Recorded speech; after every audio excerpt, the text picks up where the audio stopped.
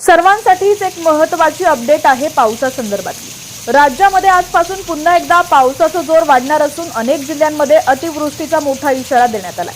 प्रसिद्ध हवामान अभ्यासक पंजाब डक यांनी आज हा नवीन अंदाज वर्तवलेला आहे। या पावसामुळे राज्यातील प्रमुख धरणांच्या पाणी पातळीत मोठी वाढ होणार असून शेतकऱ्यांसाठी एक महत्त्वाची अपडेट आहे। पाहूया या विषयाची सविस्तर बातमी। पण त्याआधी तुम्ही जर HPN मराठी न्यूज चॅनल पहिल्यांदाच पाहत असाल आणि अजूनही चॅनलला सबस्क्राइब केलेलं नसेल, फॉलो केलं नसेल तर नक्की करा, जेणेकरून HPN मराठी न्यूज चॅनलचे अपडेट्स लवकरात लवकर तुमच्यापर्यंत पोहोचण्यास मदत होईल। राज्यात 22 ते 26 जुलै दरम्यान मुसळधार ते अतिमुसळधार पावसाची शक्यता आहे। हवामान अभ्यासक पंजाब डक यांनी दिलेल्या माहितीनुसार उत्तर महाराष्ट्र, खान्देश, नाशिक, जळगाव आणि धुळे पट्ट्यात नद्या नाल्यांना पूर येण्या इतपत अतिवृष्टी होऊ शकते।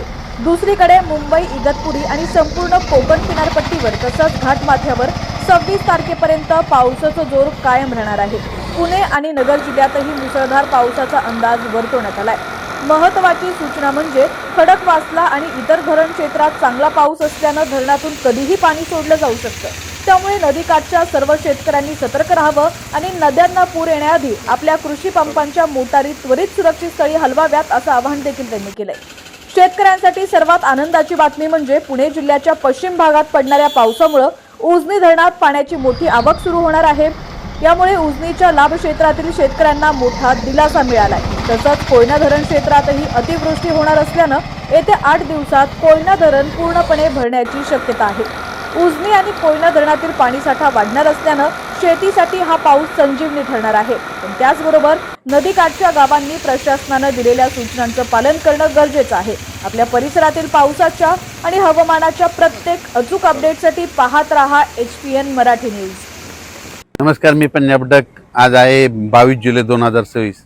आजपासून परत एकदा राज्यातल्या शेतकऱ्याला अंदाज देणार आहे, कारण की राज्य शेतकऱ्याला सांगू इच्छितो की काही काही भागामध्ये अतिमुसळधार पाऊस पडणार आहे, काही ठिकाणी अतिवृष्टी होणार आहे, म्हणून अंदाज देण्यासाठी खास करून अंदाज देणार आहे।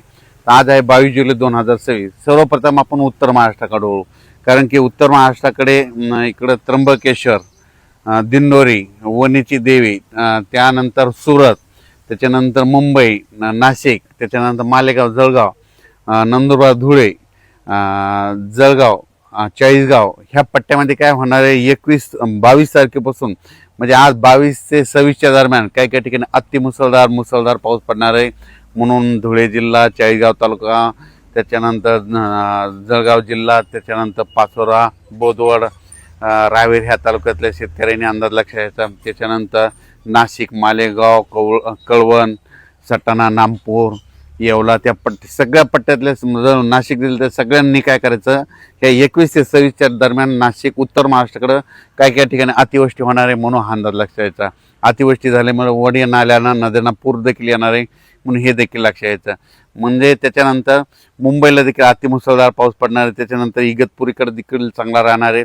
संगमनेर, अकोले, ओझर, गणपती त्या परिसरात देखील जोराचा पाऊस पडणार आहे। जुन्नर, सिन्नर तिकडे जरी खूप या 21 ते 26 चांगला पाऊस पडणार आहे। त्याच्यानंतर कोकणपट्टी, घाटमाथा म्हणजे रत्नागिरीपासून इतर पालघरपर्यंत ते घाटमाथ्यावरला पाऊस जोरात मुसळधार चालूच राहणार आहे 26 तारखेपर्यंत, म्हणून हे अंदाज लक्षात घ्यायचा।